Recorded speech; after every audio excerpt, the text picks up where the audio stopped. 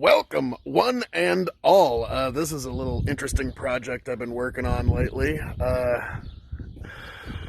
My old man and I have been working on a chicken tractor.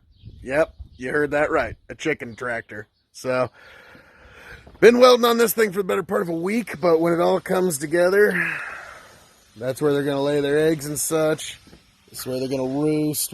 We got to build that yet, but yeah, this is quite the project, folks, but stay tuned here.